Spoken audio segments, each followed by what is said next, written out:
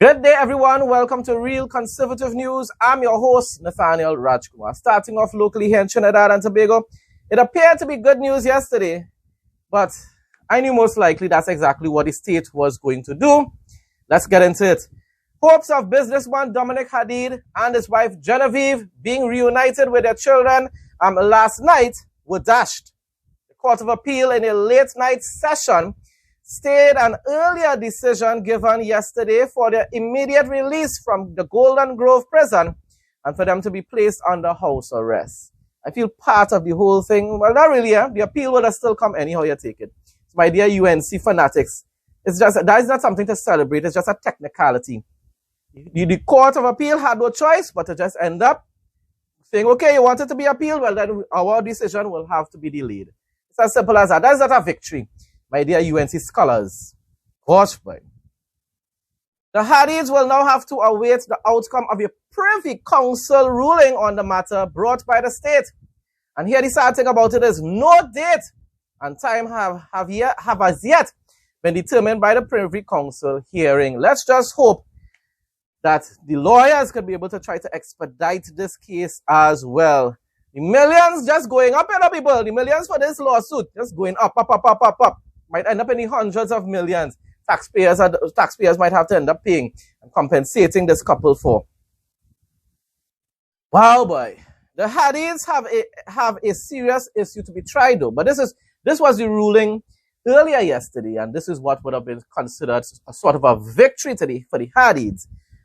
Although I didn't agree with the whole thing, though, because I believe they should have been released unconditionally, not even with any sort of house arrest or anything like that. But let's get into the ruling earlier on yesterday. The Hadeeds have a serious issue to be tried. The court found their challenge to the legality of the PDOs is arguable and should be fully examined by the High Court. The PDOs are subject to judicial review.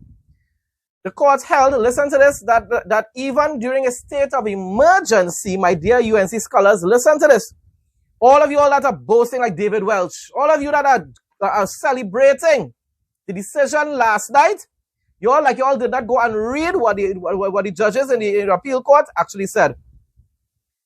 So the court held that even during a state of emergency, preventive detention orders are not beyond the supervision of the court.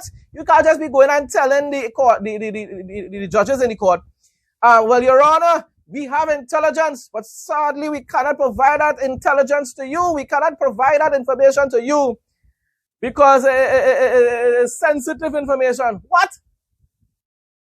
Telling you, boy, UNC, well, you're playing games. You will not like what is going to happen. Which most likely it will happen, the PNM wins in 2030. Yeah? All right.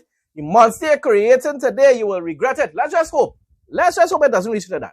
Let's just hope the Privy Council will finally put this nonsense to an end, and say, listen, this abuse of authority, this trampling upon of the Constitution of Trinidad and Tobago must stop. Let's just hope. Let's just hope. I hope and pray for the sake of the people of Trinidad and Tobago. National security does not place the executive beyond judicial scrutiny, the court went on to say. While courts must give a significant weight to national security concerns, the executive must still demonstrate that detention orders comply with the law. The minister must provide sufficient factual grounds for detention, not just saying, well, we have intelligence people, you have to provide the evidence. And the thing about it is, the evidence, most likely, if there was sufficient evidence, would have already led to charges being laid. My dear UNC scholars outside there. The court found it arguable that the concise reasons given in the PDOs and the further particulars supplied to the tribunal did not provide enough factual detail to justify preventive detention under the emergency powers regulations, people. The allegations alone may not satisfy the statutory requirements. The court noted that the PDOs referred to an alleged, listen to it, alleged conspiracy and intelligence reports, but lacked. David Wells, did you go and read this, boy? Lacked sufficient particulars showing facts supporting the alleged conspiracy, the evidence. Roger Alexander, where's your evidence? Alistair Guevara, where's your evidence? Facts supporting the alleged plan. Where's your evidence? Where are your messages? Where's the payment? Where's your evidence to show that these people actually planned, didn't just normal old talk at home, planned to carry out the execution of a prime minister, the assassination of a prime minister? Where's the evidence to show that plan? Facts showing the involvement of persons beyond the Hadeeds and a family member. Where were the persons that they conspired with? And facts demonstrating that the alleged statements formed part of a conspiracy rather than personal expressions, however offensive. As I said, just hypothetical conversations at home or with friends, messages or phone calls or whatsoever. That isn't conspiracy to commit a crime, people. That's just expressing how you feel and what you wish could happen out of anger. UNC people have done that for years. When the PNM were in office, I said that over and over again recently. The trial judge applied the wrong approach. The Court of Appeal held that Justice Frank C. Prasad accepted the minister's assertions too readily. He just took whatever the minister said and just said, okay, sir. Glory and honor to you, Roger Alexander. Glory to your holy name. So the Court of Appeal held that Justice Frank C. Prasad accepted the minister's assertions too readily without sufficiently examining whether the PDOs met the statutory requirements for preventive detention. There is a serious question as to whether the PDOs comply with the law, the judges said. The court said it was arguable that the detention orders lacked the necessary factual basis required by Regulation 14 and therefore may not be statutorily compliant. Because remember, this is not a final decision. Damages would not be an adequate remedy. The court found that continued loss of liberty, separation from family, reputational damage, and medical concerns could not amount to irreparable harm if the detention later proved unlawful. Same thing I was saying before. The balance of justice favored conditional release. The judges concluded that the risks identified by the state could not be addressed through strict house arrest. Could be addressed through strict house arrest and other conditions rather than continued imprisonment. And that's the part of it I did not agree with. Because at the end of the day, if it is you understood, you big judges, if it is you could have understood that there was inadequate evidence to justify the continued detention of them in prison, then it's also inadequate evidence to justify detaining them even at home. But nevertheless, as we heard from the beginning of this news report, the state had other plans to appeal so that in a technical way, they would have been able to continue keeping them behind bars. That's not a victory, people. We still have to wait to hear what the Privy Council have to say, which most likely they will say the same thing that the Court of Appeal said here. And then I want to hear what the UNC fanatics will say. The court, they'll just stay quiet, They'll just stay quiet. They will say nothing, Nothing. The court did not rule on the truth of the allegations. The judges repeatedly stressed that they were not deciding whether alleged assassination plot existed. You understand? All they're saying is there's lack of evidence to prove it. They're not saying anything other than that. They cannot determine if the allegations are true or not. They're just saying, provide us with the evidence. Those issues remain for determination in the substantive judicial review proceedings. These are the conditions under which the appeal court has ordered the Dominic Hadeed and his wife Genevieve be released from prison and placed under house arrest.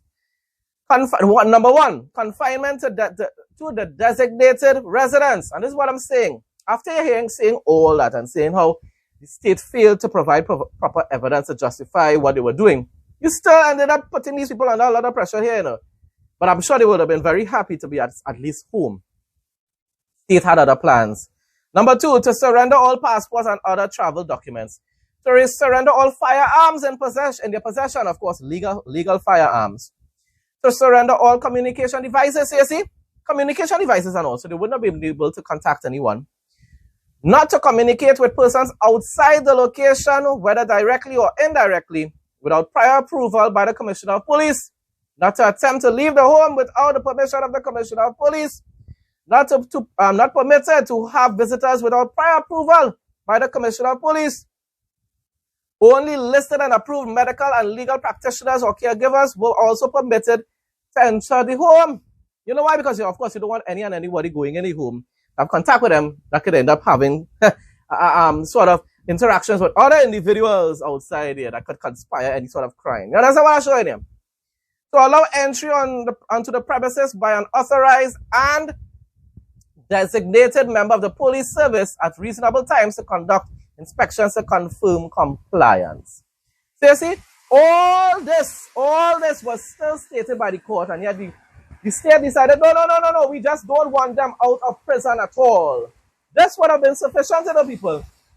The state decided, no, we want to keep them behind bars. My response? The state refuses to provide evidence to the court in order to justify the continued detention of the Hadeeds, and yet the UNC fanatics consider this to be some sort of victory. I don't understand it. I just don't understand. Hopefully, the Privy Council will rule in favor of the Hadeeds, which will be a victory for all citizens who value the preservation of due process. You know, the UNC fanatics like to talk about due process. Well, what's taking place right now is the due process and our democratic rights. Due process is, you know what? There's suspicion that you have committed a crime. You're taken in for questioning. And if they cannot obtain any sort of evidence to prove that you have committed a crime, you're released after a short space of time. And then the investigation continues until they can acquire that evidence. And if they can't, well, then the case is dropped. The investigation is closed. The state should never detain anyone, whether rich or poor. This is not about defending the Hadeeds, you know, people, because of their status, you know. It's because they are citizens of Trinidad and Tobago. The state should never detain anyone, whether rich or poor, based on intelligence, which cannot be verified or leads to charges being laid. UNC still don't get it, you know. All these war games, all these games you're playing, all these political games you're playing, being used by the UNC, will be implemented by the PNM in the future as well, you know. It's going to come back around and bite you really hard, my dear UNC fanatics. Keep telling yourself that the founders of evil PNM is dead. The PNM is evil, little people, but it ain't dead. It ain't dead at all. You are being completely fooled. Now, when it pertains to the decision initially made by the Court of Appeal yesterday, I said the same UNC fanatics and police lovers who were recently saying we believe in due process will now claim that the system is rigged in favor of the elites. But they didn't even get much chance to even really say much about that. Because you know why? By later that night, the state decided we are going to appeal the case. And of course, once it reaches an appeal, the decision by the court has to be basically paused from then on. Anyone with basic knowledge and common sense would have known that the state cannot detain any citizen of this country without having sufficient evidence to charge them with a crime. I'm telling you, go back and read what was said by the judges in the Court of Appeal. Whatever his name is, I can't remember his name right now. David Welch, go back and read it now, man. The Hadeeds should have been released while the so-called investigation of the alleged crime continues. I'm a bit disappointed that they are under house arrest, but at least the greatest part of their nightmare is finally over. But I said that yesterday, and that was before I read online this morning that it's not over. The nightmare continues. The nightmare continues because the state decided to appeal the case, or the decision that was made by the appeal court. So now it goes to the Privy Council, and they know to themselves that this case to go to the Privy Council might take months. So September might reach, and it might never even reach the Privy Council. I am hoping that that's not the case, though. I want to say house arrest is at least better than remaining in those dreadful prisons, but hopefully this ruling is just the beginning of a fully constitutional victory to come in the future. I am hoping and praying that the Privy Council will also tell the state you cannot continue to use an SOE to fight crime. You cannot use an SOE to be able to use a preventive detention order to imprison people without sufficient evidence in order to be able to charge them with a crime. I wanted to say if there was sufficient evidence to charge the Hadeeds with a crime, the corrupt and incompetent rough men, TTPS would have already done so. My dear UNC fanatics, and bear in mind I am not PNM, you all know that to yourselves, but you're just being very, very biased right now because you consider the Hadeeds to be PNM allies and financiers, so that's why you don't care what happens to them. God have mercy on your souls. The government needs to stop trampling upon the constitutional rights of citizens to be released from prison if there's insufficient evidence to charge them with a crime. Most likely, Kamla's rough men will cost the taxpayers millions of dollars, and with this now, this appeal probably going now to tens of millions and hundreds of millions of dollars in compensation money after the Hadeeds sued the state for wrongful arrest and detention. Police officers, honestly speaking, people, and I believe even politicians, should be sent to prison for committing these serious crimes against the people of Trinidad and Tobago. When there are cases of malicious prosecution and malicious detention, arrest and detention, things are being fabricated. You're just saying intelligence, but there's no sort of evidence to prove your case. The individuals involved in this conspiracy, people, that is an actual conspiracy, should be sent to prison for a very, very, very, very long time. Weather report for Trinidad and Tobago on Friday, July 17, 2026. On Friday, July 17, 2026, Trinidad and Tobago is forecasted to experience high temperatures of 30 degrees Celsius to 32 degrees Celsius and lows around 25 degrees Celsius to 26 degrees Celsius. According to the Trinidad and Tobago Meteorological Service, conditions will be generally fair but hazy due to mild to moderate Saharan dust concentrations. Winds will blow from the east to east-southeast at 5 to 40 km per hour with occasional stronger gusts. Moderate seas are expected with open water waves hitting heights of 1.5 meters to 2.0 meters. Sheltered areas will stay calmer at 1.0 meters to 1.5 meters. Spring tides remain in effect. Sensitive individuals should take necessary health precautions as the presence of Saharan dust will reduce air quality and visibility. Regional news now. Jamaica's Minister of Energy, Transport and Telecommunications, Darrell Vaz, says the government is expected to recover losses incurred by state refinery Petrojam as a result of rising global prices. You see what they're doing in Jamaica? They're not shutting it down because they're making losses. My dear PNM fanatics here in Trinidad and Tobago, I'm telling you, people, we just doomed for just, I don't know, boy, nonsense here in Trinidad, you know. We have UNC fanatics supporting autocracy under the UNC, fighting against it under the PNM and balling dictatorship. And then we have the PNM people that are still saying that Petrojam shouldn't be reopened. Subsidies were incurred due to significant absorption by Petrojam of sharp increases in global oil prices caused by the conflict in the Middle East. It is expected that the accumulated subsidies for the current financial year will be recovered over time through the pricing mechanism as global market prices normalize, Vaz said. Thankfully, they're not going to do like the PNM in Trinidad and shut down the refinery. International news now. Israel's Prime Minister Benjamin Netanyahu cancels plan to visit U.S. after Trump meeting fails to materialize. Right now, Netanyahu isn't interested in a White House photo op. You know, the propaganda stuff just to make people feel as though, oh, is that the good relationship with America? Nah. The bully Trump? A source familiar with the meeting discussions told I-24 News it's simply not the right timing. Now, I-24 News is one of my newest sources for Middle East and Israeli news. Prime Minister Netanyahu has cancelled his planned trip to the United States next week, with diplomatic sources indicating that the decision was driven by more than scheduling considerations. The Prime Minister's office said the postponement was due to changes surrounding the funeral of Senator Lindsey Graham. Really a sad situation there. Nevertheless, however, information obtained by I-24 News indicates that the scheduling issue was only part of the reason behind the decision. According to sources familiar with the matter, intensive efforts were made in recent days to arrange a meeting between Netanyahu and U.S. President Trump during the visit. Those efforts ultimately failed, with no date finalized for a meeting and no preliminary understandings reached regarding its agenda or expected outcomes, preparatory steps that are typically completed before a summit between national leaders. Why would Netanyahu want to meet with someone who thinks he's the king of Israel? Trump behaves as though he believes he's the king and the God of the world, and of course of Israel. So why Netanyahu will really want to meet with him at this point in time?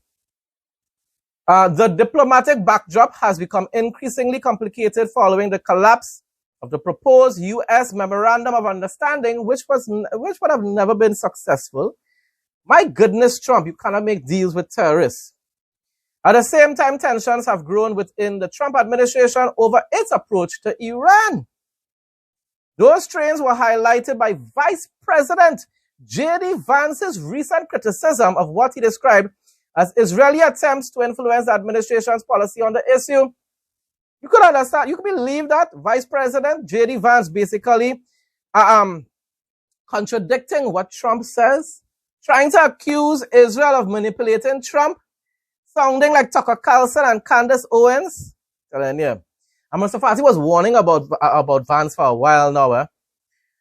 A source familiar with the discussions told I-24 News these developments are also factored into the decision to cancel the visit. Well, of course, why would Netanyahu still want to go and meet with Trump when he's hearing the Vice President of America accusing Israel of trying to coerce or influence Trump into continuing this war in Iran, and also Trump's refusal to condemn what J.D. Vance said? He should have immediately made a statement, a public statement, by saying, "I do not condone what Vice President Vance said there.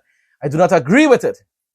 It's madness that is taking place. So Netanyahu is completely correct in his decision not to go and visit or have any sort of discussions, friendly discussions with Trump at this point in time.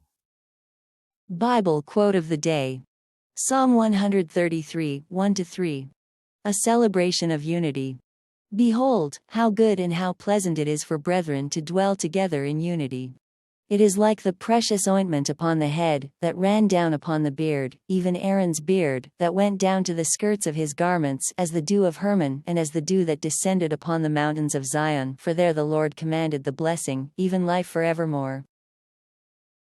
Folks, that brings us to the end of today's news report. Thanks again to everyone who continues to support my content. Please like, comment, share, and subscribe. Stay blessed and stay safe most of all. In Jesus' name,